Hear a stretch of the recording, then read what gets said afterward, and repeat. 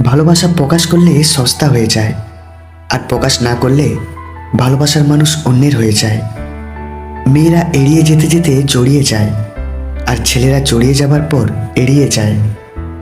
ছোট্ট একটা ভুলের জন্য যে ছেড়ে চলে যায়, সে আসলে কখনো পাশে থাকার যোগ্য না। নারীর সৌন্দর্য লজ্জায়, আর পুরুষের সৌন্দর্য তার ব্যক্তিত্বে। কেউ তোমাকে খারাপ ভাবলে তুমি কিছু মনে করো না, কারণ একজন মানুষ কখনোই সবার প্রিয় হতে পারে না।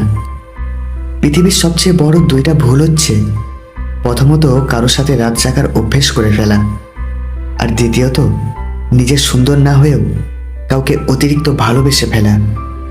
ভালোবাসার সম্পর্কটি সবার জন্য নয়, এই সম্পর্কটি তাদের জন্যই যারা এর মূল্য দিতে জানে।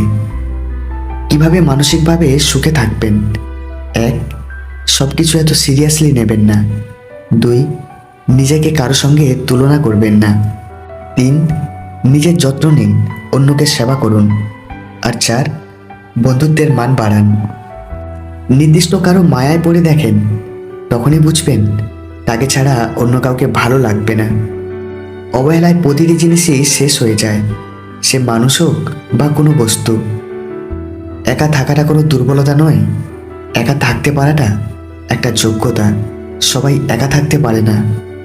কেউ যখন কারোর সাথে বিশ্বাসঘাতকতা করে, তখন সে নিজের সাথেও বিশ্বাসঘাতকতা করে।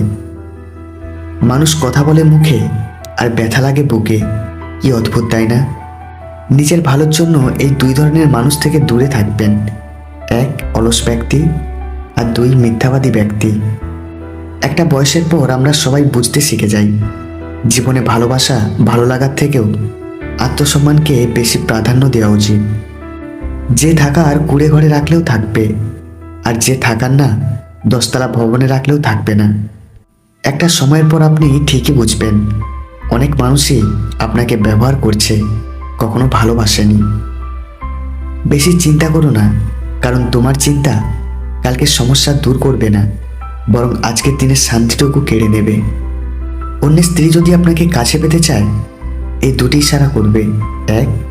আপনার সাথে কথা বলার সময় সে তার চুল নিয়ে খেলবে। আর 2. ইচ্ছে করে তার শরীরের বিশেষ কিছু জায়গা আপনাকে দেখাবে। গাড়ি খারাপ হয়ে গেলে যেমন গাড়ি সারাতে হয়, গাড়িটা ফেলে দিতে নেই, তেমনি সম্পর্কের মাঝে ভুল বোঝাবুঝি হলে ভুলগুলো শোধরাতে হয়, সম্পর্কটা শেষ করতে নেই। যে মন থেকে কাউকে ভালোবাসতে জানে, সে সকল পরিস্থিতিতেই প্রিয় মানুষটার সঙ্গে থাকবে। জীবন প্রতিদিন একটা নতুন সুযোগ দেয়, যার নাম আগামীকাল। আজকের ব্যর্থতায় হতাশ না হয়ে কালকের জীবনযুদ্ধের জন্য প্রস্তুতি নাও। জীবনে অনেক কিছু চাওয়ার থাকে, অনেক কিছু পাওয়ার থাকে, কিন্তু সব কিছু আর পাওয়া যায় না।